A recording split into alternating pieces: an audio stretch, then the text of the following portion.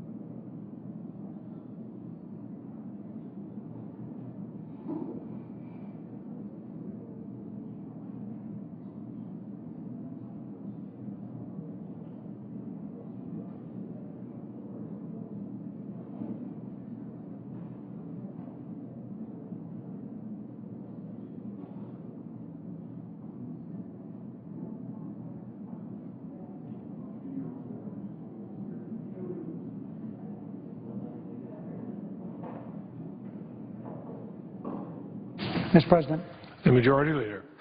I move to proceed to calendar number 166. The Clerk will report. Motion to proceed to calendar number 166, SJ Res 21, to authorize the limited and specified use of United States Armed Forces against Syria. Mr. President, following remarks of mine and Senator McConnell, there will be a period of morning business until 11 a.m. this morning. At 11, we'll resume consideration of the motion to proceed to the Syria resolution. The time until noon will be divided and controlled between the two leaders or the designees. The Senate will recess at from noon till 2:15 to allow for our caucus meetings. The leader and I have talked this morning and prior to this morning with regard to the energy efficiency bill. We automatically go to that 11 o'clock. And what we're trying to work out is a way that we can go to that bill. Senators Shaheen and Portman have worked for more than a year to come up with a bill. We haven't done an energy bill around here in a long time. So there's a desire on both sides to move forward on this. Shaheen and Portman have bipartisan amendments they want to be able to offer to their bill. And I've expressed to the Republican leader, we need to, whenever that is, we finish this Syria thing, I would like permission to move to that. And once we get on the bill, if we get something from the House, for example, the CR or something like that, I've told the Republican leader and everyone that wants to hear that we don't have to finish the energy efficiency all at one time. We want to have an amendment process. We will do that. But I don't want to have to start filing cloture on a motion to proceed again.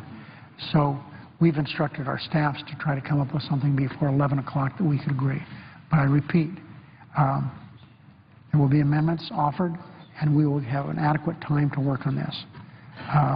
We may not be able to do it all in one time, but we'll do it and finish this legislation. Mr. President, we're engaged in a very important debate. The Syria debate is one that can't be taken lightly, and I believe that no one has taken it lightly. The discussion and the bipartisan resolution under consideration is simply too important to be rushed through the Senate or given short shrift.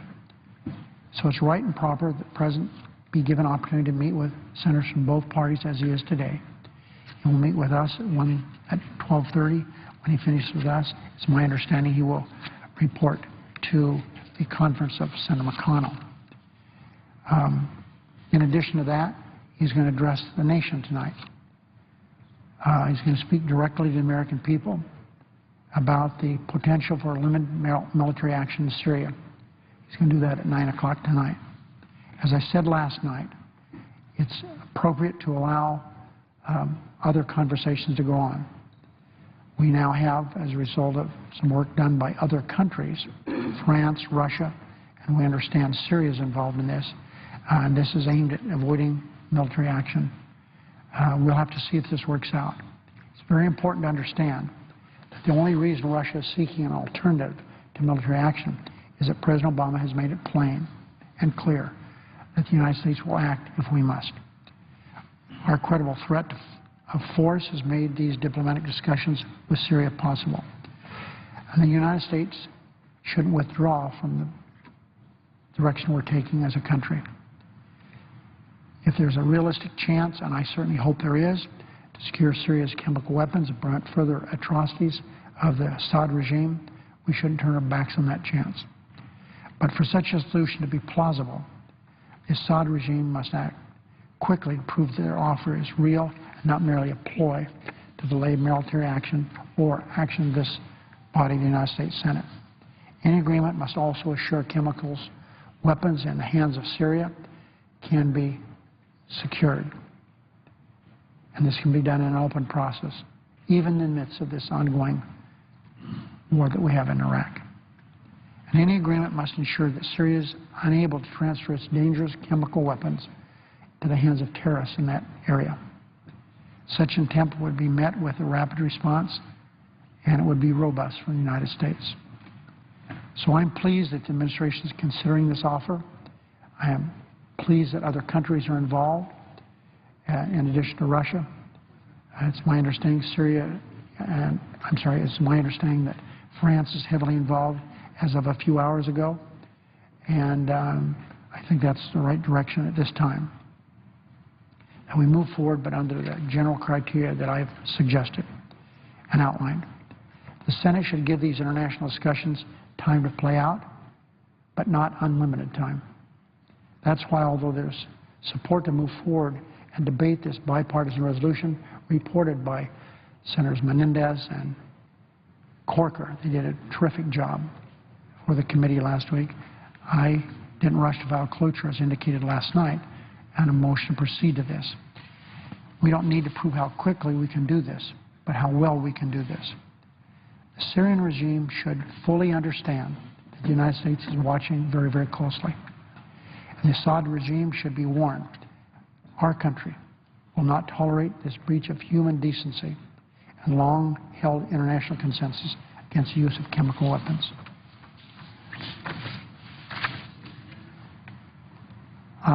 Mr. President, I ask unanimous consent that the order with respect to S-1392, which is the energy efficiency legislation, be modified so that the motion to proceed be agreed to at a time to be determined by me with the concurrence of the Republican leader, not consultation with him, but with concurrence with him. Is there objection? Without objection, so ordered.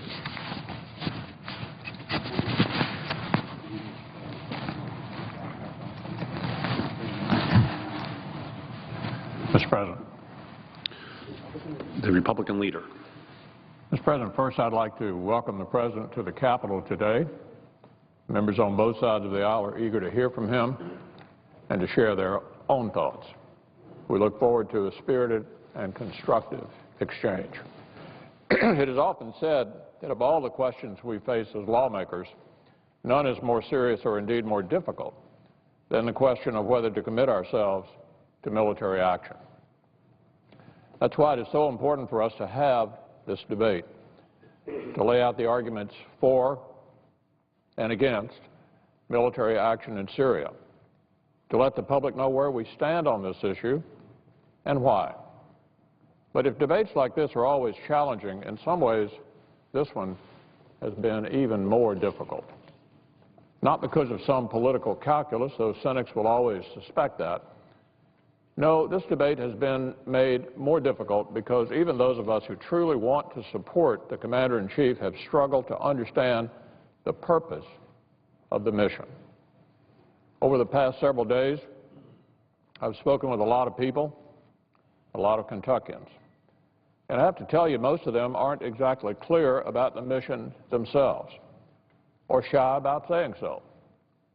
What I've told them is that I understand their concerns. I share them.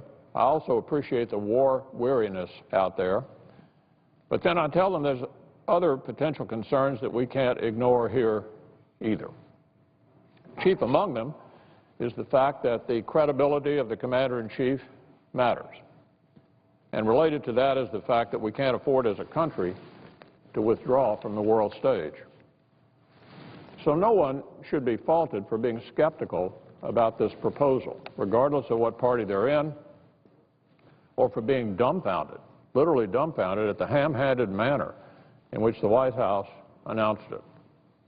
There's absolutely no reason to signal to the enemy when and how and for how long you plan to strike them.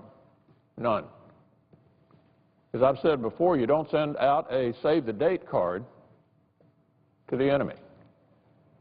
And yet there are other important considerations to keep in mind here as well that go beyond the wisdom or the marketing of the proposal. I've spent a lot of time weighing all of these things. I've thought a lot about America's obligations and the irreplaceable role that I've always believed and still believe America plays in the world. And I've also thought a lot about the context, about this President's vision and his record, and what it says about whether we should be confident in his ability to bring about a favorable outcome in Syria. Because how we got to this point says a lot about where we may be headed. And that's why, before announcing my vote, I think it's important to look back at some of the President's other decisions on matters of foreign policy and national security, and then turn back to what he's proposing now in Syria, because in the end, these things simply can't be separated. Now, it's not exactly a state secret that I'm no fan of this President's foreign policy. On the deepest level, I think it comes down to a fundamentally different view of America's role in the world.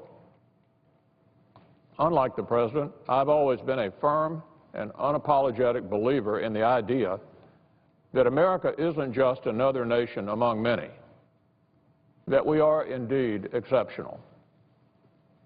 As I've said, I believe we have a duty as a superpower without imperialistic aims to help maintain an international order and balance of power that we and other allies have worked very hard to achieve over the years.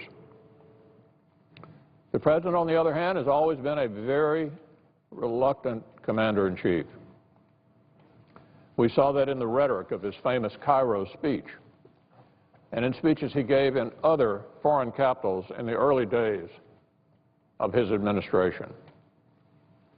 The tone and the policies that followed were meant to project a humbler, more withdrawn America. And frankly, I'm hard-pressed to see any good that came from any of that. Any list would have to start with the arbitrary deadlines for military withdrawal and the triumphant declaration that Guantanamo would be closed within a year without any plan of what to do with its detainees. There were the executive orders that ended the CIA detention and interrogation programs. We all saw the so-called reset with Russia and how the President's stated commitment to a world without nuclear weapons led him to hastily sign an arms treaty with Russia that did nothing to substantially reduce its nuclear stockpile or its tactical nuclear weapons. We saw the President announce a strategic pivot to the Asia-Pacific region without any real plan to fund it and an effort to end the capture, interrogation, and detention of terrorists, as well as the return of an old idea that terrorism should be treated as a law enforcement matter. After a decade-long counterinsurgency in Afghanistan, we've seen the President's failure to invest in the kind of strategic modernization that's needed to make this pivot to Asia meaningful. Specifically, his failure to make the kind of investments that are needed to maintain our dominance in the Asia-Pacific theater, in the kind of naval, air, and Marine Corps forces that we'll need there in the years ahead, could have tragic consequences down the road.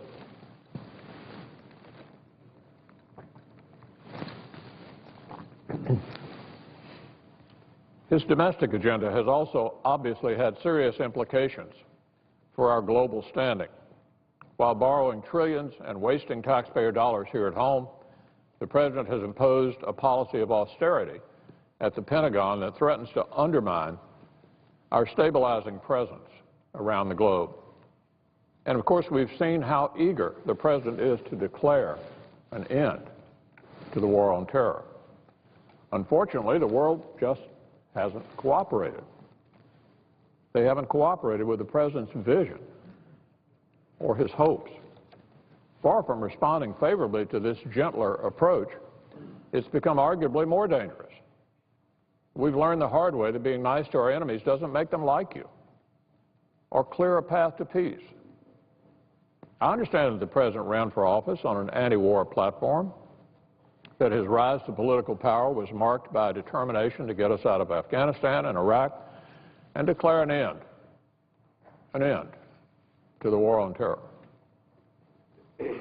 I know he'd rather focus on his domestic agenda, but the ongoing threat from al-Qaeda and its affiliates and the turmoil unleashed by uprisings in North Africa and the broader Middle East, not to mention the rise of Chinese military power, make it clear to me at least that this is not the time for America to shrink from the world stage. The world is a dangerous place. In the wake of the Arab Spring, large parts of the Sinai, of Libya, of Syria are now basically ungoverned. We've seen prison breaks in Iraq, Pakistan, Libya, and the release of hundreds of prisoners in Egypt. Terrorists have also escaped from prisons in Yemen, a country that is no more ready to detain the terrorists at Guantanamo now than they were back in 2009. And the flow of foreign fighters into Syria suggests that the civil war there will last for years, regardless of whether Assad is still in power. Yes, the President deserves praise for weakening al-Qaeda's senior leadership, but the threat we face from al-Qaeda affiliates is very real. These terrorists are adaptable, they're versatile, lethal, resilient, and they aren't going away. Pockets of these terrorists extend from North Africa to the Persian Gulf, and it's time he faced up to it. And it's time to face up to something else as well. International order is not maintained by some global police force, which only exists in a liberal fantasy. International order is maintained, its backbone is American military might. Which brings me back to Syria. For 2 years now, Syria has been mired in a ferocious civil war with more than 100,000 killed with conventional arms. That's according to UN estimates. This tragic situation has promoted many to look to the United States for help. And so 1 year ago, President Obama made a declaration. If Assad used or started moving chemical weapons, he'd do something about it. Well, as we all know, on August 21st of this year, that red line was crossed. The President's delayed response was to call for a show of force for targeted, limited strikes against the regime. We've been told that the purpose of these strikes is to deter and degrade Assad's regime's ability to use chemical weapons. So let's take a closer look at these aims. First, no one disputes that the atrocities committed in Syria in recent weeks are unspeakable. No one disputes that those responsible for these crimes against the innocent should be held to account. We were absolutely right, of course, to condemn these crimes. But let's be very clear about something. These attacks, monstrous as they are, were not a direct attack against the United States or one of its treaty allies. And just so there's no confusion, let me assure everyone that if a weapon of mass destruction were used against the U.S. or one of our allies, Congress would react immediately with an authorization for the use of force in support of an overwhelming response. I would introduce the resolution myself. So no leader in North Korea or Iran or any other enemy of the United States should take any solace if the U.S. were not to respond to these attacks with an action against Syria. We will never, never tolerate the use of chemical weapons against the United States or any of its treaty allies.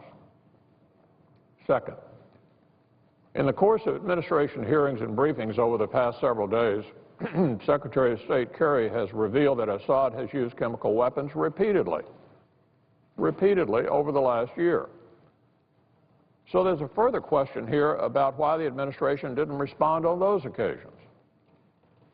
Third, Assad, as I've indicated, has killed tens of thousands of people with conventional weapons. Is there any reason to believe he won't continue if the President's strikes are as limited as we're told they would be? Fourth, what if degrading Assad's control of those weapons, if in doing that, you make it easier for other extremist elements like those associated with al-Nusra Front and al-Qaeda to actually get hold of them themselves? Or what if by weakening the Syrian military you end up tilting the military balance toward a fractured opposition that's in no position to govern or control anything right now? I think the chairman of the Joint Chiefs of Staff, General Dempsey, put this particular issue best when he recently suggested in a letter to Congress that the issue here isn't about choosing between two sides in Syria, it's about choosing one among many sides. And that in his estimation, even if we were to choose sides, the side we chose wouldn't be in a position to promote their own interest or ours. That's the chairman of the Joint Chiefs. And then there's the question of how Assad himself would react to U.S. action in Syria. If Assad views an air campaign as preparation for regime change, then he may lose all constraint in the use of his arsenal, chemical or otherwise, and lose any incentive whatsoever to move to the negotiating table.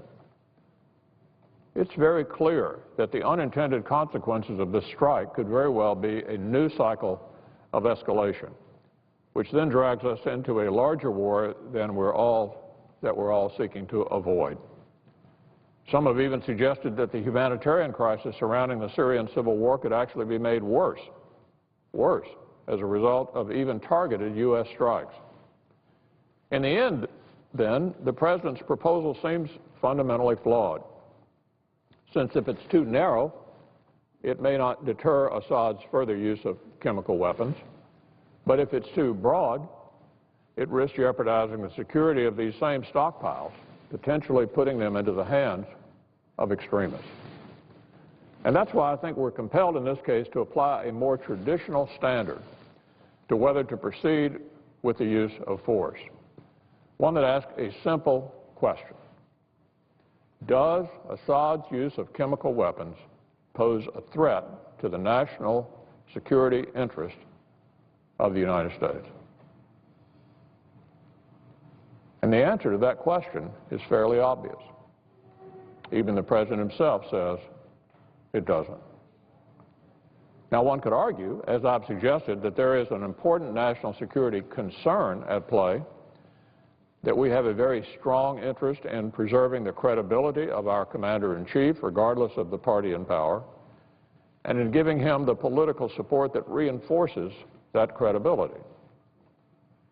This is an issue I take very seriously.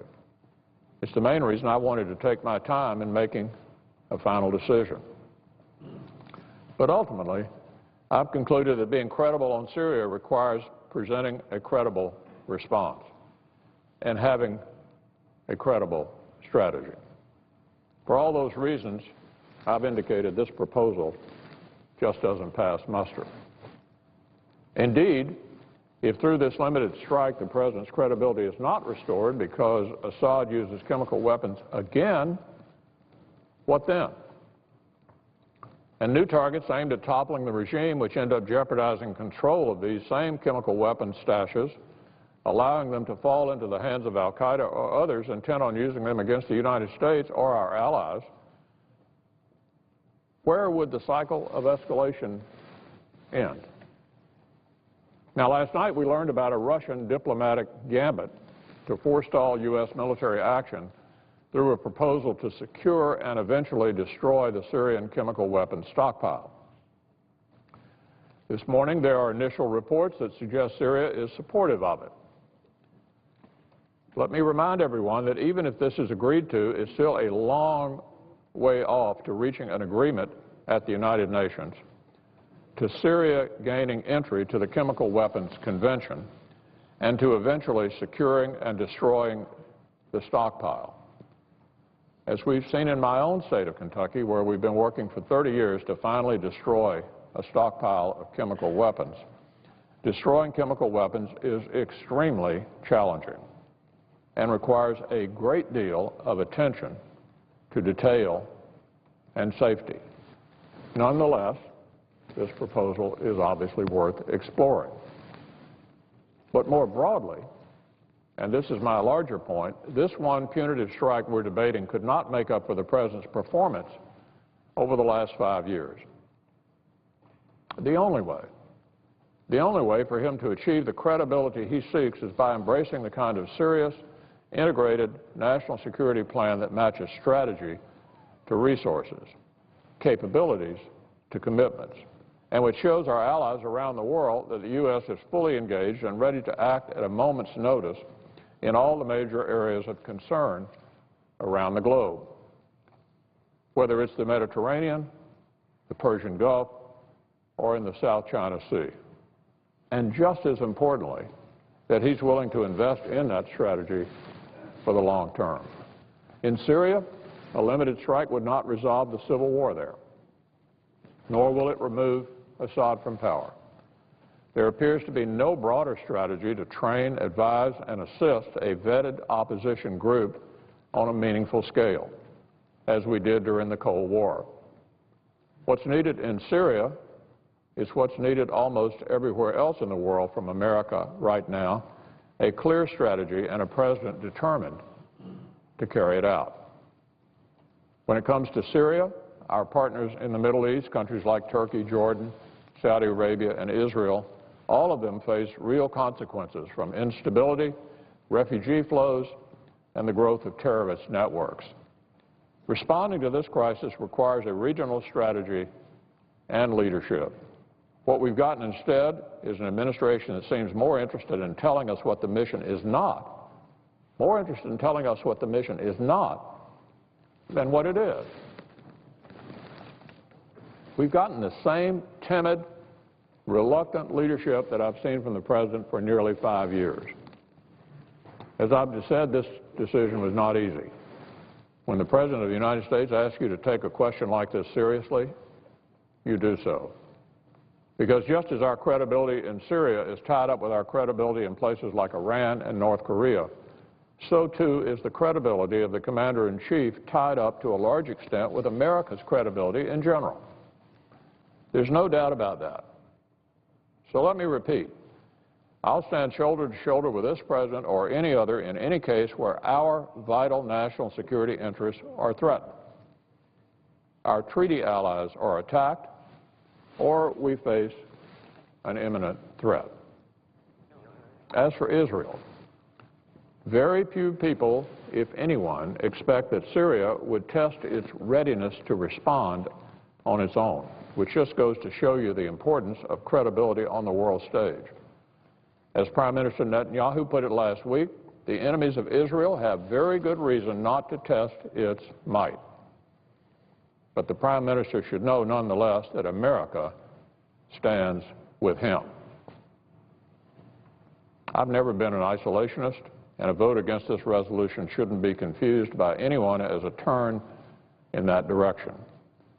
But just as the most committed isolationist could be convinced of the need for intervention under the right circumstances when confronted with a threat, so too do the internationalists among us believe that all interventions are not created equal. All interventions are not created equal. And this proposal just does not stand up. So I'll be voting against this resolution. A vital national security risk is clearly not at play. There are just too many unanswered questions about our long-term strategy in Syria, including the fact that this proposal is utterly detached from a wider strategy to end the civil war there, and on the specific question of deterring the use of chemical weapons, the President's proposal appears to be based actually on a contradiction. Either we will strike targets that threaten the stability of the regime, something the President says he does not intend to do, or we will execute a strike so narrow as to be a mere demonstration. It's not enough, as General Dempsey has noted, to simply alter the balance of military power without carefully considering what's needed to preserve a functioning state after the fact. We cannot ignore the unintended consequences of our actions. But we also cannot ignore our broader obligations in the world. I firmly believe that the international system that was constructed on the ashes of World War II rests upon the stability provided by the American military and by our commitments to our allies. It is a necessary role that only we can continue to fulfill in the decades to come. And especially in times like this, the United States cannot afford to withdraw from the world stage. My record reflects that belief and that commitment, regardless of which party has control of the White House. We either choose to be dominant in the world, or we resign ourselves and our allies to the mercy of our enemies. We either defend our freedoms and our civilization, or it crumbles. So as we shift our military focus to the Asia-Pacific, we cannot ignore our commitments to the Middle East, to stability in the Persian Gulf, to an enduring presence in Afghanistan, to hunting down the terrorists that would threaten the United States and its people. And when the Commander-in-Chief sets his mind to action, the world should think he believes it. When the Commander-in-Chief sets his mind to an action, the world should think he believes it. Frankly, the President didn't exactly inspire confidence when he distanced himself from his own red lines in Stockholm last week. It is long past time the President drops the pose of the reluctant warrior and lead. You can't build an effective foreign policy on the vilification of your predecessor alone. At some point, you have to take responsibility for your own actions and see the world the way it is, not the way you'd like it to be. If you wish to engage countries that have been hostile, so be it.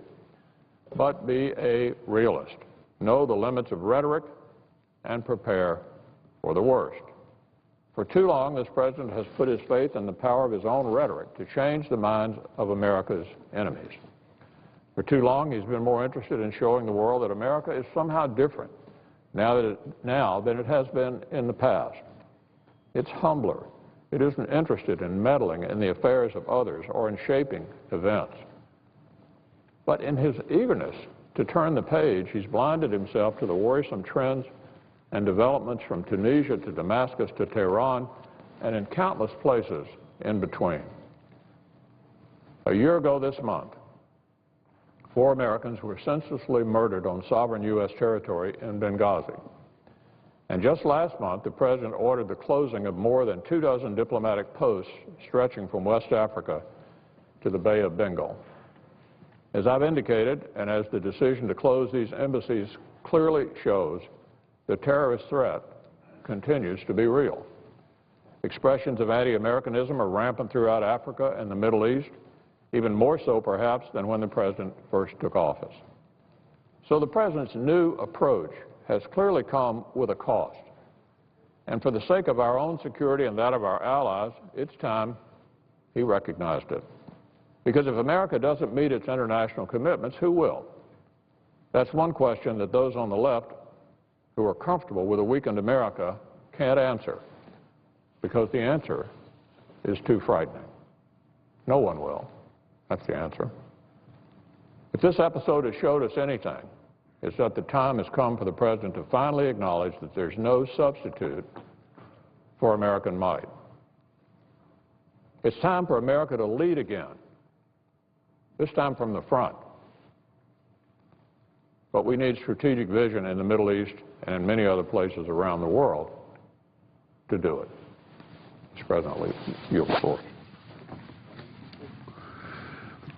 Under the previous order, the leadership time is reserved. Under the previous order, the Senate will be in a period of morning business until 11 a.m., with the time equally divided and controlled between the 2 leaders or their designees, and with senators permitted to speak for up to 10 minutes each. Mr. President. The Senator from Illinois. Mr. President, I listened carefully to the statement made by the Republican Senate leader.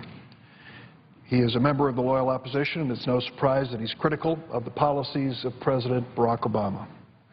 That is the nature of the debate, the American debate, which takes place on the floor of this chamber on a regular basis. But in fairness to this President, there are some things that were not mentioned. This President, under his leadership, has brought the war in Iraq to a close. This President is bringing the war in Afghanistan to a close. This President, with the best military minds and the best military talent in the world, has made Osama bin Laden a piece of history. He was captured and killed. The man who, sadly, led an attack on the United States that cost almost 3,000 innocent lives has been dispatched because of the leadership of this President and the wonderful abilities and talents and resources of the United States military. So to stand here and criticize this president as some reluctant warrior is unfair. Yes, I would say in some instances I'd want a president to be a reluctant warrior, to think twice before America is engaged in a war, to think twice before this country commits its troops to a foreign theater.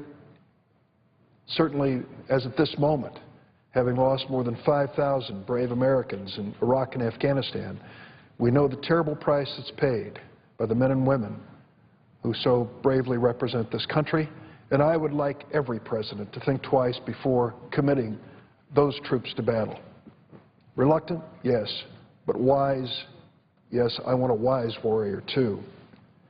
I listened to the senator from Kentucky criticize the president because he's, quote, telegraphing his punches when it comes to what's going to happen in Syria. Well, you can't have it both ways. This president could make a unilateral decision and attack without even consulting Congress and thereby maintain the element of surprise, or he could do as this president's done and follow what he considers to be our constitutional requirement of a national debate before we engage in military action. So I would say to the senator from Kentucky, don't criticize the president for letting us know what he might do when he turns this over to Congress to debate. It's something most of us in Congress should welcome. I also take exception to this notion that we have somehow abandoned our commitment to the world, this notion that what we hope to do in the Pacific is unreachable, or the closing of embassies because of danger is problematic, or that there's austerity in the Department of Defense. It's hard to reconcile those statements from the Republican side of the aisle with the fact that repeatedly we have asked for a conference committee on the budget to work out our budget differences when it comes to funding the Department of Defense and our nation's national defense, and time and again the Republicans have objected to even sitting down and trying to work out differences so we can restore some of the funds cut through sequestration. You can't have it both ways. Don't criticize the president for not spending enough money when it comes to our nation's defense, and then stand by the sequestration, which continues to cut even more from that same department and many, many others. As for the war on terror, what the president has said, there comes a moment, and we have reached it, where we can't always be on a war footing. It causes a nation to make decisions which, in the long haul, may not stand the test of time and history. The president has said, yes, there's a war on terrorism, but we have got to resume our leadership in this world with the view of a stable nation, not always thinking about the wartime status we face. And I listened to the senator from Kentucky who talks about saving money and cutting budgets, trying to hang on to that relic of times gone by at Guantanamo, where we are spending so much money, hundreds of thousands of dollars for each prisoner to be kept at Guantanamo, when we know full well that at least half of them should be released, carefully released, and shouldn't be maintained at Guantanamo. Today, we have hundreds of convicted terrorists safely incarcerated in the federal penitentiaries of America, including one in Illinois in Marion, and the people in the nearby community wouldn't even know it because they are safely incarcerated. Let me say a word, too, about this issue of Syria. You can't, on the one hand, criticize this president for stepping up and saying we need to take action, if necessary, to stop the use of chemical weapons, and then on the other hand say he's a reluctant warrior and that he doesn't support him. How in the world do you reconcile those 2 points of view? The president has shown leadership on this. What he's asked is for the Congress to follow. What I heard from the Republican senator from Kentucky is he's not interested in following that leadership. And let me also add, this Putin overture, that we find some peaceful way to resolve this, I hope it turns out to be true. It's something that works. And if it does, give credit where it's due. This president stepped up and said we have to challenge the use of chemical weapons in Syria, even if it doesn't affect the United States directly or its allies directly. We have to stand up to them. And if this Putin overture leads to some containment of those or destruction of those chemical weapons, give the president credit for it. Don't criticize him for not leading. He has shown more leadership on this issue than, frankly, many politicians of either party wanted to face. I think when it comes to a credible strategy, this president has one. It's a strategy which is ending 2 wars, which has put an end to the leader of that terrible terrorist attack on the United States on 9/11. It's a strategy which has improved the image of the United States since this president has come to power over the last several years, and it's a strategy that we can build on in the future. But we need to make certain that what we do is done with an eye toward the reality of this world that we live in. It is a dangerous world, and it's one where the United States may be called on to lead at times when we don't want to lead. We cannot be isolationist. The United States has a responsibility in this world, and that responsibility has to be used very carefully. This president understands that. I hope that at the end of the day that we can, in fact, see a peaceful resolution of the chemical weapons issue in Syria. I hope that we can find a way to harken back to Ronald Reagan, where we can trust that will happen, but verify it as well. That would be the right ending to this. I think the president has taken the right position. And I also want to add something. When it comes to the nation of Israel, our closest and best ally in the Middle East, they understand what we are trying to do with chemical weapons in Syria, and they've made it clear through their friends in the United States and other ways that they support it without fear of retaliation by Syria. They're ready, according to Prime Minister Netanyahu, for whatever Syria chooses to do. We shouldn't be any less forceful or less committed when it comes to ending the threat of chemical weapons and other weapons of mass destruction in the Middle East. Mr. President, I yield the floor. President. Senator from New Hampshire. Mr. President, I ask unanimous consent that I be permitted to speak for up to 10 minutes and that following my remarks, Senator Portman be permitted to speak for up to 10 minutes in morning business. Without objection, so ordered. Thank you. Mr. President, I know that in what we've heard this morning, what is rightfully at the forefront of all of our minds this week is the debate over whether to authorize the use of force in Syria. This is a very serious matter, as we all know. It raises a number of geopolitical and national security issues, and the decision to undertake military action is not one to be taken lightly. I am very aware that people are war-weary, that they're concerned about the consequences of the use of military force. Consequently, I think we should pursue every possible diplomatic solution prior to engaging in military action, and I welcome the possibility of international cooperation to secure and destroy Syria's chemical weapons stockpile.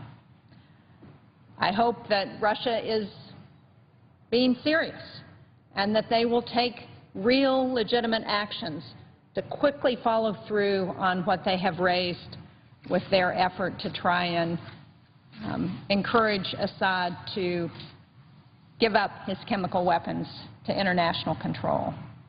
I'm working with some of my colleagues on the Senate Foreign Relations Committee on an amendment to the resolution that would incorporate this new development and pressure the Syrians to ensure that we see credible, concrete steps in any possible effort to place their chemical weapons under international inspection.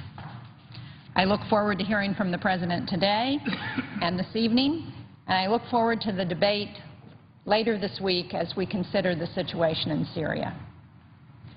I do want to take a few minutes this morning to talk about legislation that was previously scheduled to be debated on the Senate floor this week, the Energy Savings and Industrial Competitiveness Act, also known as Shaheen-Portman. I know the President has been very involved in energy issues for all of his time in public life, and I do appreciate the work that he did as a member of the House, so I know he's following this debate very closely, and I appreciate that, Senator Markey. This bill is one that Senator Rob Portman and I have been working on for 3 years, and I appreciate that he's come to the floor today to talk about it as well. We've had 3 years of meetings, negotiations, broad stakeholder outreach in an effort to craft the most effective piece of energy legislation with the greatest possible chance of passing both chambers of Congress and being signed into law. Shaheen-Portman is a bipartisan effort that reflects an affordable approach to boost the use of energy efficiency technologies. It will help create private sector jobs, save businesses and consumers money, reduce pollution, and make our country more energy independent. It will have a swift and measurable benefit on our economy and our environment. We just in the last few weeks saw a study from experts at the American Council for an Energy Efficient Economy which found that this legislation has the potential to create 136,000 domestic jobs by 2025, all while saving consumers billions of dollars and reducing pollution. Efficiency is the cheapest, fastest approach to reduce our energy use. Energy-saving techniques and technologies lower costs and free up capital that allow businesses to expand and our economy to grow. Perhaps equally important, energy efficiency has emerged as an excellent example of a bipartisan and affordable opportunity to immediately grow our economy and improve energy security. In addition to being affordable, efficiency is widely supported because its benefits aren't confined to a certain fuel source or a particular region of the country. It's clearly one of the policy areas where we really can come to a common agreement. So it's no wonder that energy efficiency legislation, Shaheen-Portman, enjoys such large and diverse support. It's received more than 250 endorsements from a wide range of businesses, environmental groups, think tanks, and trade associations, from the U.S. Chamber of Commerce and the National Association of Manufacturers to the Natural Resources Defense Council. Now, I'm hopeful that the Senate will return to Shaheen-Portman when we have finished debating the serious issue of Syria, and I appreciate the commitment of our leadership on both sides of the aisle in the Senate to do this. I recognize that this will be the first time a major energy bill has reached the Senate floor since 2007, and therefore it only makes sense for us to have a robust energy debate that allows for amendments from both sides of the aisle to be considered. I look forward to working with my colleagues to find an agreement on the way forward. I thank my good friend, Senator Portman, for his partnership in bringing this bill to the floor. And I want to also thank the majority and minority leaders, as well as Chairman Wyden and Ranking Member Murkowski, for all of their support as we've gone through this process, and hopefully we'll bring this bill to the floor in the next couple of weeks. So thank you very much, Mr. President. I yield the floor. Mr. President. The Senator from Ohio. Mr. President, we rise today at a time of great debate here in this chamber and in this country about what the appropriate response should be by the United States to the horrific use of chemical weapons by the government of Syria. That's a debate that will unfold over the next days here, and we'll see as the situation continues to develop what actually comes to the floor. But the President of the United States has asked for our input here in the United States Senate. And today we are focused on really the most important question that an elected representative is asked to respond to, and that is whether to commit America to military combat. To that end, we've all spent time looking over intelligence reports. We've participated in classified intelligence briefings. I've also had the opportunity to meet with top members of the administration. From the information I have received, I do believe that the government of Syria used chemical weapons against its own people. And I believe an international response is appropriate. But I do not believe that the administration's proposal of a U.S. military strike is the right answer. There's no guarantee that it will prevent Assad's use of military weapons. I don't believe it will end the senseless bloodshed in Syria. I don't believe it will bring stability to a region that's so critical to our national security.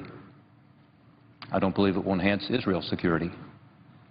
And I don't believe, most fundamentally, that it's nested in a broader strategic plan for the region. The situation we face in Syria today is partly the result of a failed foreign policy. It's time for a change of course. We need a comprehensive long-term strategy first, not a strike, then the promise of a strategy, which is what the administration has proposed. Strike first, strategy later is a recipe for disaster. If the current resolution comes to the floor as a result, the current resolution being considered, I would not be able to support it. America must also look to our interests here at home. Senator Shaheen just talked about that. Without a doubt, the ongoing chaos in Syria has served to remind us once again of the volatility, instability that has plagued the Middle East for many years. It should also serve as a wake-up call. As a country, we have for way too long been dependent on dangerous and volatile parts of the world for our foreign energy needs, particularly foreign oil. We've seen the impact at the price at the pumps, even in the last couple weeks here. We've certainly seen it in our economy and the roller coaster we've seen with energy prices up and down. As a result, the need for American energy independence is not just a matter of the economy or economic security or energy security, it's also a matter of national security. Given these realities, I think it's incumbent upon us now more than ever to pursue a true all-of-the-above domestic energy strategy. We've got to find ways to produce more energy here at home. And just as importantly, we've got to figure out how to use less by wasting less. We'll save money, we'll save energy, we'll make our economy more competitive and create more jobs, and yes, we'll reduce our dependence on foreign oil. The piece of legislation that I joined with the senior senator from New Hampshire on, we introduced just before we left for the August recess, takes important steps toward that goal of reducing the amount of energy waste in this country. Senator Shaheen just talked about it. It's called the Energy Savings and Industrial Competitiveness Act. It was meant to be on the floor today. We were supposed to be debating it. It's absolutely critical that we are debating Syria instead. But I do hope we can take up this legislation after the discussion over what we do with regard to the situation in Syria. This bill, the Energy Security Bill, is bipartisan. It's bicameral in the sense that there is support in the House and the Senate for it. It is, as Senator Shaheen said, a bill that reduces our energy waste and moves us toward energy independence. According to a recent study she talked about, it's estimated to aid in the creation of 136,000 new jobs, saving consumers over $13 billion a year by the year 2030. That's why it's no surprise it's supported by such a broad group, as Senator Shaheen talked about. Now, that support, by the way, is one big reason that it passed the Energy Committee with a strong bipartisan vote of 19-3. Simply put, the legislation that we've proposed makes good environmental sense, it makes good energy sense, and it makes good economic sense, too. It's a rare example around here of bipartisanship, which ought to be encouraged in a number of areas, but certainly this is one where we can find common ground. I want to thank the Majority Leader this morning and the Minority Leader for working out a unanimous consent that allows us to move forward on this common sense approach in the coming days. And in that debate, we'll talk more about the legislation, how it helps manufacturers on the global stage, how the savings companies will accrue from energy efficiency will lead to better jobs, better paying jobs. We'll talk about how our legislation helps to train the next generation of workers with the skills they need to compete in the growing energy efficiency field. We'll talk about how it makes the federal government practice what it preaches, to reduce the waste in the largest user of energy in the world, which is our federal government. And we'll describe how our bill accomplishes these goals with no new mandates, no mandates on the private sector, no new spending, entirely offset, and again, a common sense approach that is bipartisan. I look forward to that discussion. I look forward to seeing the Energy Savings and Industrial Competitiveness Act become law so this nation can take a big step toward achieving a true goal of an all-of-the-above energy strategy and indeed make us less dependent on these dangerous and volatile parts of the world. Mr. President, I yield back my time.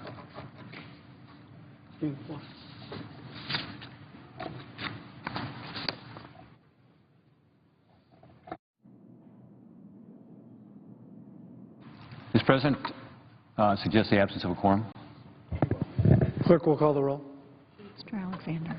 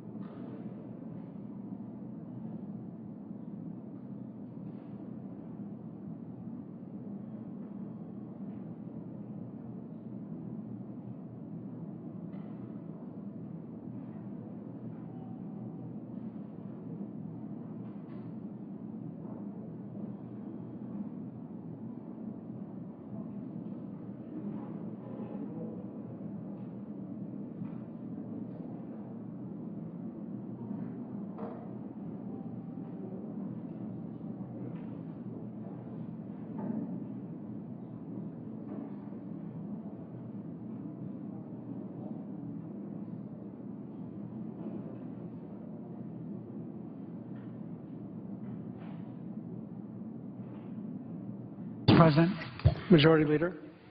are we